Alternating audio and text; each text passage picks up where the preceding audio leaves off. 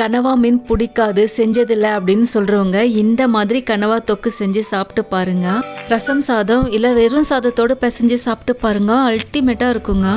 ஒரு பேன்ல 2 table spoon எண்ணெய், 1 teaspoon இடிச்ச சோம்பு, ஒரு கொத்து கறிவேப்பிலை போட்டு மிதமான சூட்டில் தாளிச்சு பொடியா நறுக்குன 2 வெங்காயத்தை சேர்த்து மீடியமா வதக்கிக்கோங்க.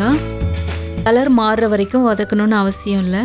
தேவையான அளவு உப்பு, 1 டேபிள் ஸ்பூன் இஞ்சி பூண்டு விழுது போட்டு வதக்கிக்கோங்க. இஞ்சி பூண்டு விழுது நல்லா வதங்கின பிறகு ஒரு பெரிய தக்காளியை கட் பண்ணி போட்டுக்கலாம். நான் ஒரு 1/2 கிலோ அளவுள்ள கனவா மீனை க்ளீன் பண்ணி கட் பண்ணி வச்சிருக்கேன். கனவா மீனை சேர்த்து 1 டீஸ்பூன் மஞ்சத்தூள் உப்பு போட்டு நல்லா வதக்கிக்கலாம். ஒரு மூடி போட்டு அடுப்பை மீடியம் ஃப்ளேம்ல வச்சு அப்படியே விடுங்க. கனவா மீன்ல நல்லா தண்ணி சொரந்து வரும். அதுக்கப்புறம் நாம தேவையான தண்ணி ஊற்றிக்கலாம். நீங்கள் கனவாவை ரொம்ப சீக்கிரம் பண்ணணும் அப்படின்னு நினச்சிங்கன்னா குக்கரில் 2-3 விசில் வச்சு அப்புறம் இந்த மாதிரி தாளிச்சிக்கலாம். இப்போது நம்ம தேவையான மசாலா சேர்த்துக்கலாம். 2 ஸ்பூன் குழம்பு மிளகாய் தூள், 1 ஸ்பூன் மல்லித்தூள், 1 ஸ்பூன் தனி மிளகாய் தூள், 1/4 ஸ்பூன் கரம் மசாலா, ஒரு பச்சை மிளகாய் கீரி போட்டுக்கிறேன். இது எல்லாத்தையும் சேர்த்து நல்லா மிக்ஸ் பண்ணிக்கோங்க. அந்த கனவா மீனோட தண்ணியிலேயே மசாலாவும் சேர்ந்து கொதிச்சு வேகும் போது கனவா மீனில் நல்லா உப்பு காரெல்லாம் ஏறி இருக்கும். மென்று சாப்பிட்றதுக்கு அவ்வளோ டேஸ்டாக இருக்குங்க.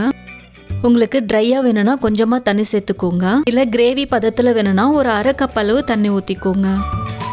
ஒரு 10-15 நிமிஷம் மீடியம் ஃப்ளேமில் வச்சு குக் பண்ணுங்க. நடுவில் அடி பிடிக்காம கிண்டி விட்டுக்கோங்க. கடைசியாக 1 ஸ்பூன் மிளகுத்தூள், கொத்தமல்லி தூவி சாப்பிட்டு பாருங்க. செய்யும் போதே எடுத்து சாப்பிட்ருவீங்க, அவ்வளோ டேஸ்டாக இருக்கும்.